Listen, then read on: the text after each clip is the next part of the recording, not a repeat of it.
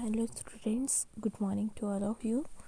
Today we will continue the emulsions. हमने कल emulsion देखा था. emulsions क्या होते हैं. आज हम डिस्कस कर रहे हैं emulsifying agents.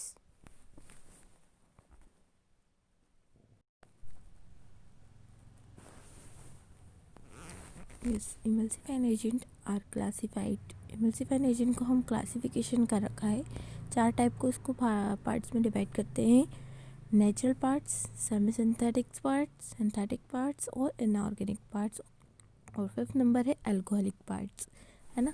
Emulsifying agents are classified in 5 types, है ना. तो हमारा नेचुरल मतलब जो हमको प्राकृतिक से मिलता है ना, उसको हम 2 पार्ट में डिवाइड कर रखा है. First one is a vegetable source and second one is a animal source.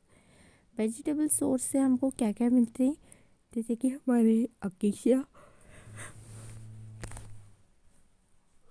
Second है हमारा ट्रैगाकेंथ, थर्ड है हमारा अगार और fourth one is a starch. ये हमारे वेजिटेबल सोर्स है जो हमको क्या होते हैं, प्लांट से मिलते हैं. और हमको प्लांट से मिलते हैं तो वेजिटेबल सोर्स कहलाते हैं क्योंकि वो नेचुरल ही है. सेकेंड हमारे एनिमल सोर्स. एनिमल सोर्स मतलब जो हमको कहाँ से मिलते हैं, एनिमल्स से मिलते हैं. जैसे कि वुल फैट और एग यॉक. वुल फैट किससे मिलता है हमको, जो भेड़ होती हैं उनसे हमको वुल फैट मिलता है, उनका वूल मिलता है. और सेकेंड है एग यॉक. एग यॉक जो होता है एनिमल्स की जो अंडे होते हैं, है ना, हैन के, ठीक. एग मिलता है, उससे यॉक मिलता है. एग यॉक येलो पोर्शन जो होता है उसको हम एग यॉक बोलते हैं, ठीक. तो ये हमारे इमल्सिफाइंग एजेंट होते हैं. जब इमल्शन क्या होते हैं, ऑयल और वाटर नहीं मिक्स होते हैं, तो हम थर्ड एजेंट्स कौन से डालते हैं, इमल्सिफाइंग एजेंट डालते हैं, जिससे कि ऑयल और वाटर पूरी तरह से क्या हो जाता है, घुल जाता है. तो हमने नेचुरल में देखा कि वेजिटेबल सोर्स होता है, दूसरा हमारा एनिमल सोर्स होता है. सेकेंड है हमारा semi synthetic polysaccharides. Semi synthetic मतलब जो हम हाथ से बना भी सकते हैं और हम फ्रेशली जो है हम लेके आ भी सकते हैं. सिंथेटिक फॉर्म भी हो और नेचुरल फॉर्म भी हो, इसी फॉर्म को हम बोलते हैं सेमी सिंथेटिक फॉर्म, ठीक.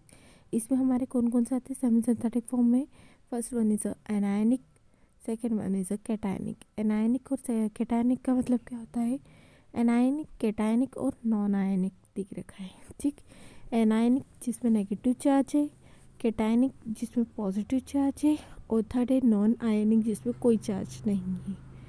तो हमारे 3 टाइप के होते हैं इसमें सेमी सिंथेटिक में पॉलीसैकेराइड्स के अंदर. First one is a anionic, second one is a cationic, third one is a non ionic जिसपे कोई चार्ज नहीं है. इसके एग्जांपल कौन कौन से, हमारा methyl cellulose, carboxy methyl cellulose, CMC जिसे बोला जाता है. ये हमारे सेमी सिंथेटिक फॉर्म होता है. Third one is a synthetic form. Synthetic मतलब हम उसको क्या करते हैं, बनाते हैं, है ना. सिंथेटिक में हम उसको क्या करते हैं, बनाते हैं. तो सिंथेटिक में हम जो बनाते हैं तो हमारे इसके अंदर क्या क्या चीज़ आ जाती है कि हमारा जो सेमी सिंथेटिक पॉलीसैकेराइड्स के अंदर ओनली मिथाइल सेलुलोज से और कार्बोक्सी मिथाइल सेलुलोज से. सिंथेटिक में हमारे कौन कौन से हैं, 3 पार्ट है. कौन कौन से 3 पार्ट से, एनायनिक पार्ट, कैटायनिक पार्ट और नॉन आयनिक पार्ट. ये 3 पार्ट सिंथेटिक फॉर्म में आते हैं. इसके एग्जांपल जो है जनरली हम इसको यूज़ करते हैं वो अलग अलग. हमारे एनायनिक जिस पे नेगेटिव चार्ज होता है वो पार्ट जो कहलाता है वो सिंथेटिक पार्ट कहलाता है. जिसके अंदर पॉजिटिव पार्ट होता है वो सिंथेटिक पार्ट कहलाता है. और इसमें कोई चार्ज नहीं है वो हमारे क्या कहलाते हैं, नॉन आयनिक कहलाते हैं emulsifying agents. Fourth one is classification of inorganic part. Inorganic emulsifying agents क्या होते हैं, तो इनऑर्गेनिक इमल्सिफाइंग एजेंट्स क्या होते हैं, मिल्क ऑफ मैग्नीशिया बोलो, बेंटोनाइट बोलो, मैग्नीशियम ऑक्साइड. ये सारे केमिकल्स है. इन केमिकल्स का हमारे प्रैक्टिकल में बहुत ज़्यादा काम आता है. तो हमको इनके नाम याद रखना है कि इमल्सिफाइंग एजेंट कौन सा यूज़ करते हैं. तो कौन सा यूज़ करते हैं, मिल्क ऑफ मैग्नीशिया यूज़ करते हैं, बेंटोनाइट यूज़ करते हैं और मैग्नीशियम ऑक्साइड. ये सब जो है काम किसका करते हैं, इमल्सिफाइंग एजेंट का. जो ऑयल और वाटर मिक्सिबल नहीं होते तो हम ये डालते हैं तो ऑयल और वाटर दोनों क्या हो जाते हैं, मिक्स हो जाते हैं. Next inorganic part. Inorganic part में हमारे क्या क्या आते हैं, अल्कोहल मटेरियल आ जाते हैं, उसके अंदर कार्बोवैक्स आता है, कोलेस्ट्रॉल आता है और लेसिथिन आता है। जो लेसिथिन होता है और कोलेस्ट्रॉल जो पार्ट होता है, लेसिथिन वाला जो पार्ट होता है, वो बहुत ज़्यादा हमको एग से मिलता है। बट ये क्या है, इनऑर्गेनिक है। इसको हमने क्या करा है, केमिकल्स के फॉर्म में इसको हम यूज़ करते हैं इनऑर्गेनिक तरीके से। कार्बोवैक्स पॉलीमर है जो कि इमल्सिफाइंग एजेंट का काम करता है। तो ये कुछ क्लासिफिकेशन है इमल्सिफाइंग एजेंट्स क्या होते हैं।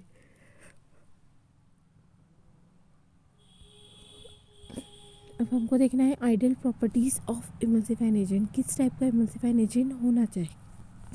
It should B non toxic.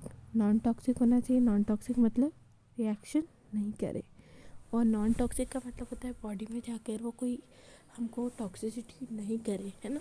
अच्छा होना चाहिए, इनर्ट होना चाहिए। इनर्ट मतलब जो रिएक्शन नहीं करता है उसको बोलते हैं। It should be capable to reduce interfacial tension between oil और वाटर। क्या होना चाहिए, जब ऑयल और वाटर दोनों विजिबल नहीं हो रहे, तो ऑयल और वाटर दो इंटरफेस है ना, क्योंकि वो मिक्स नहीं हो रहे, तो ये दो इंटरफेस है। इसको कम करने के लिए, ऑयल और वाटर का डिस्टेंस जो है उसको कम करने के लिए हम इमल्सिफाइंग एजेंट डालते हैं।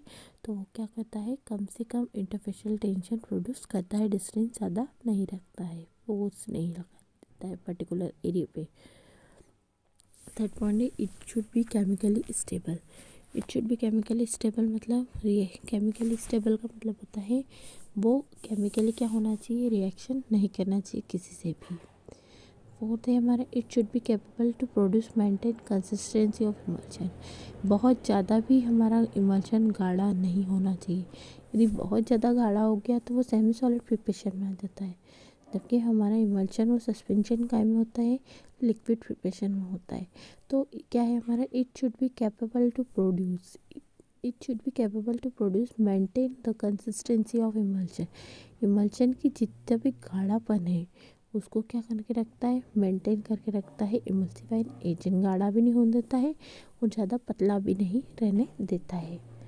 लास्ट है, it should B compatible with other ingredient. Compatible का मतलब होता है आप यदि एक स्टूडेंट दूसरे स्टूडेंट्स के साथ बैठा है तो वो कंफर्टेबल प्रोड्यूस कर रहा है, ठीक है, उसको कंफर्टेबल जोन में है, वो उसको अच्छा लग रहा है।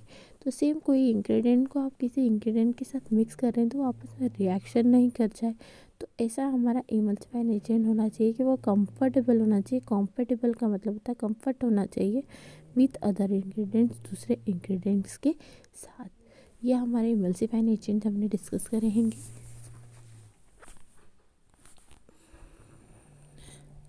नेक्स्ट जो है मेथड ऑफ प्रिपरेशंस इमल्शंस की, ये हम नेक्स्ट लेक्चर में देखेंगे क्या चीज़ है। तो आप अभी केवल नोट्स लिखिएगा, मेथड ऑफ प्रिपरेशन हम नेक्स्ट उसमें लेक्चर में देखेंगे। Thank you so much.